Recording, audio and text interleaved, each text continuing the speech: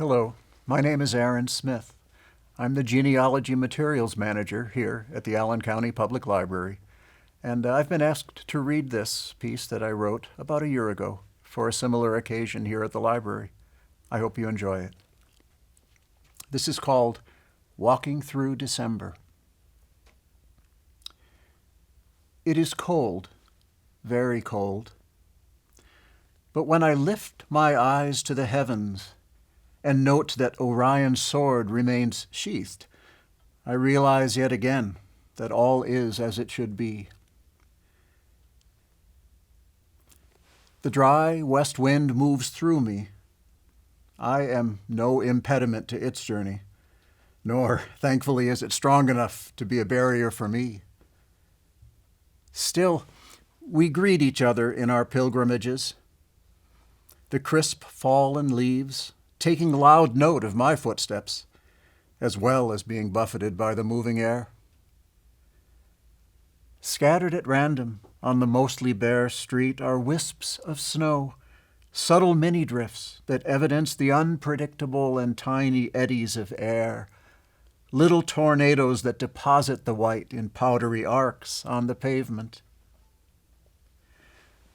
Like Pollock's paintbrush flung against the gray, the tiny piles of snow punctuate the new moon darkness, capturing the scattered starlight sent eons before. I am careful in my walk not to disturb this artistry with a footprint or with other human interruption.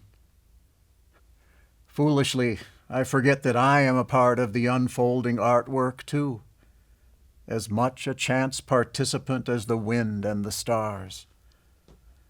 And even though I believe myself alone in this hour, I know I am not. For this is the time of year when those without a home move in the darkness to stay warm. These, too, are part of the December mosaic. Although nothing like the bustle of daylight, we are all moving through the night, whether tossing and turning in our beds, active in our dream worlds, or wandering the streets outside, seeking an elusive peace.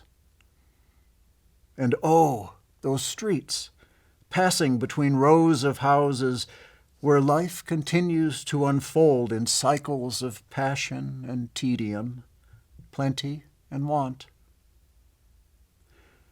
Here now, in this fourth-floor apartment, a friend awaits death, attended to by her 2 daughters, one having come from a great distance to set her mother free.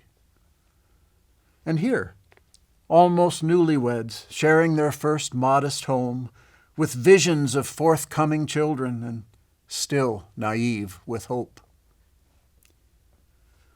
Over there, in a tiny space barely bigger than a mudroom, a talented singer, her art yielding to 2 jobs, maybe 3, living for a music that will sustain the spirit, but not fill the belly.